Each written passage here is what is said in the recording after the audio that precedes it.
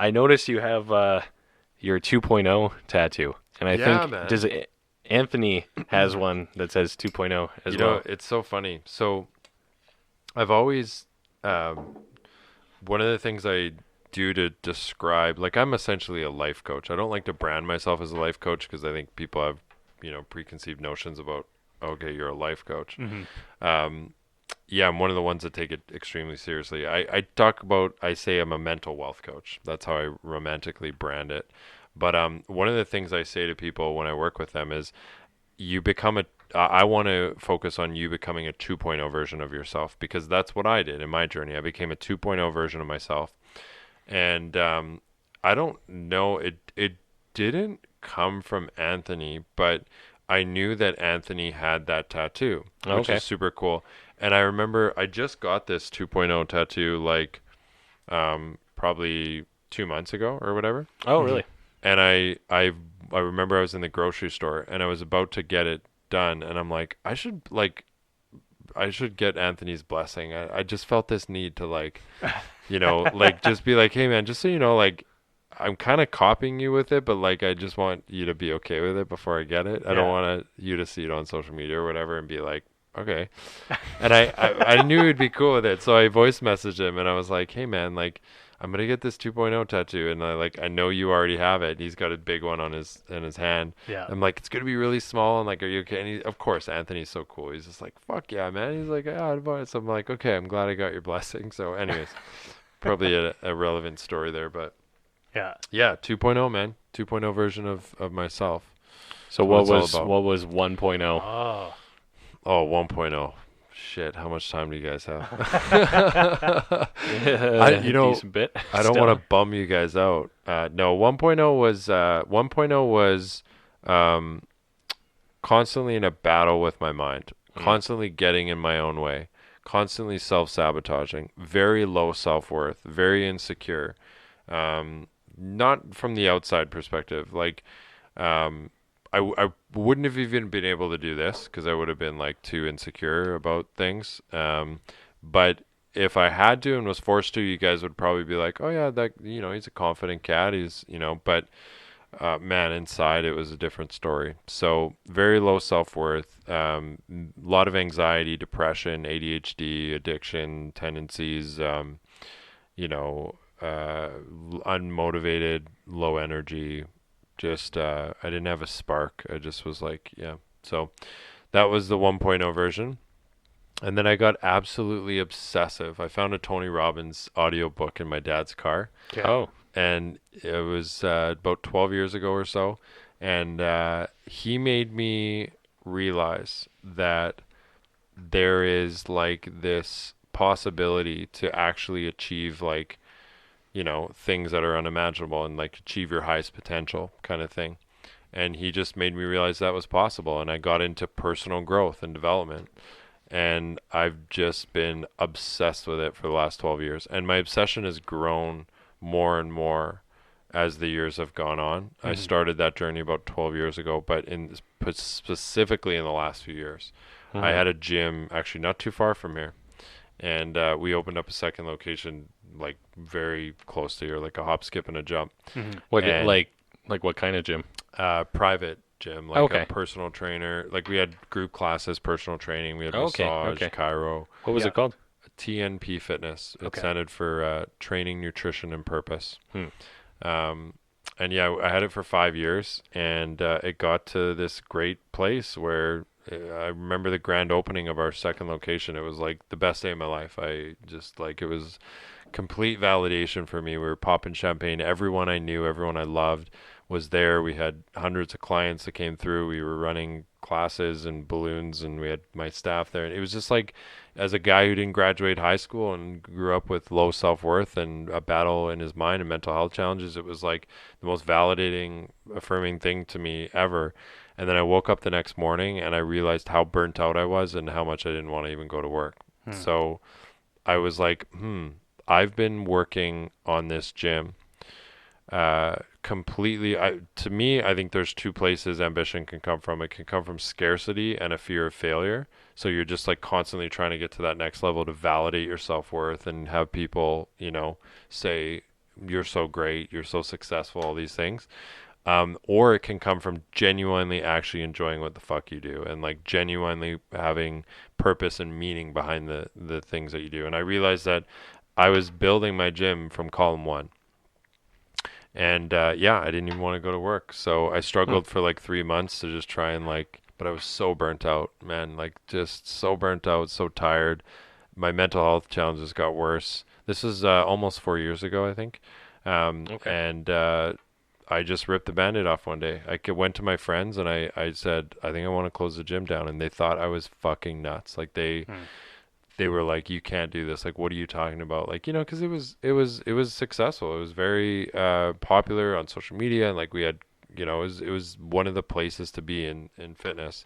And I had such a great staff and all that stuff. And they thought I was nuts, but it's a great lesson. And sometimes you just got to go with your gut. I just knew it wasn't the right fit, and I Hmm. ripped the band-aid off, and I lost a lot of. I don't even know how I got on this, but I think it's relevant. Yeah, yeah. Um, I lost a lot of people in my life that I thought were really close to me and I thought were friends and Hmm. that Hmm. had my back. And as soon as they were inconvenient, because when you shut down a business, people don't understand how business work. Like a lot of people don't understand how businesses work, right? And when you sign a really big lease for 5 years and you have a lot of moving factors and you have clients that have signed, contracts and you have staff and you have the CRA that you owe, you have creditors, you have personal guarantees. Like shutting a business down like that when you Yeah. have to do it for your mental health is not easy, and it's going to inconvenience people. Hmm. And guess what? A lot of people didn't like that, Yeah. and they they didn't,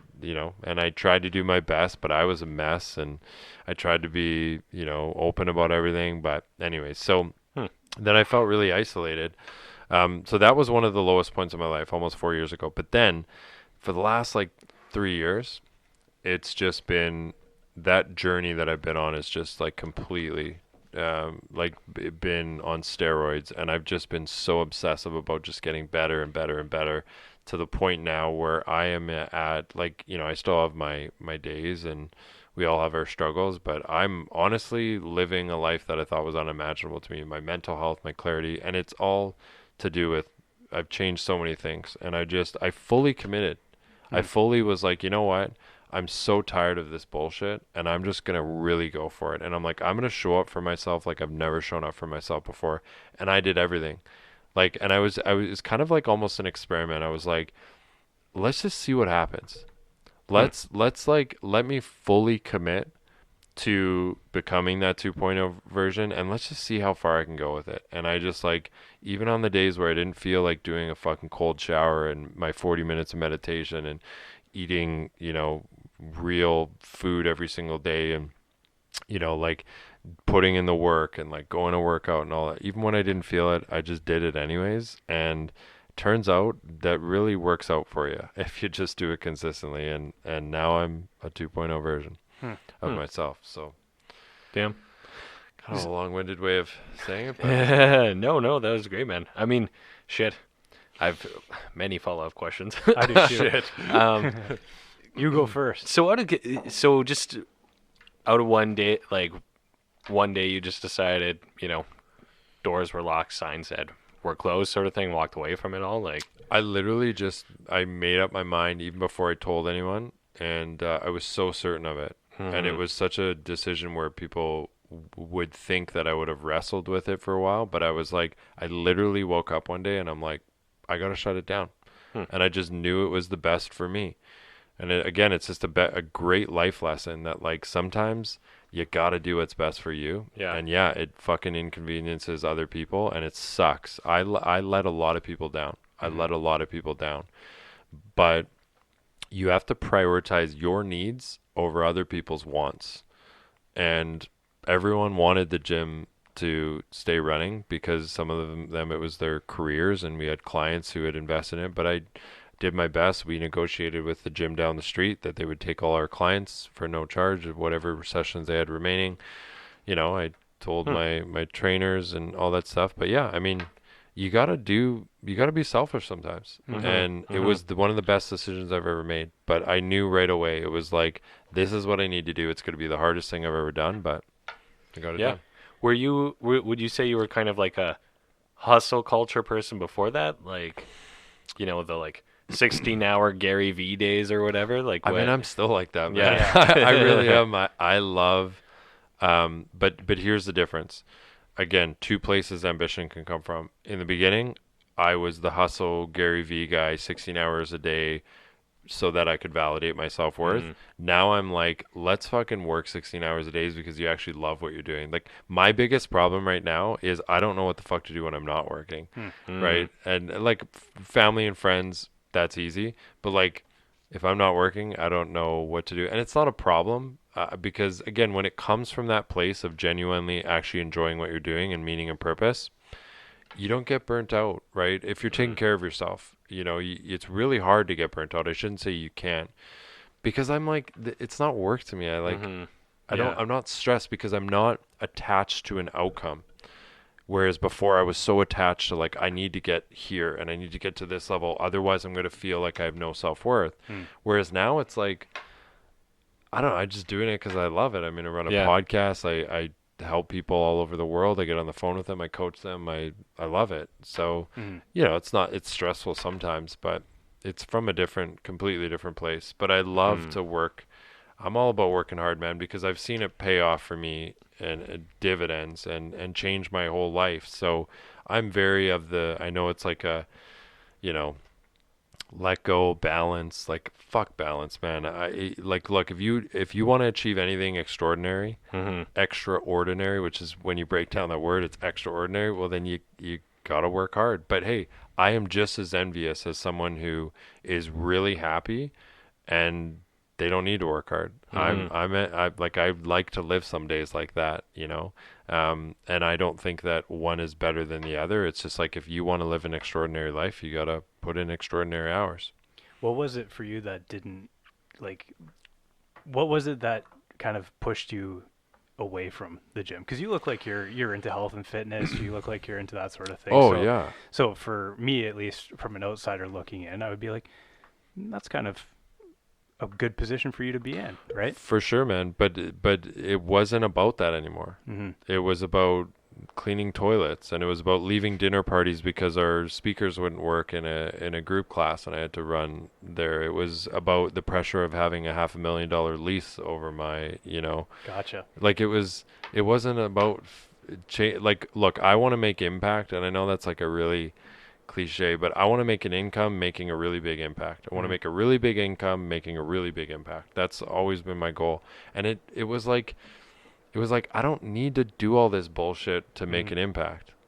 And especially with the internet nowadays, I knew that like I wanted to go online, and it's just such a better model, man. Like I respect to if any gym owners are, because some people, it is what they should be doing. But like for me, man, I don't want all the bull. And the community was cool, and like that's what I liked about it, was like the community of people coming in every day. But like, and some great people too. But man, like, it's just such a better model to just go online, and I think the impact that I'm gonna make online, it's already exceeded what it was with the gym.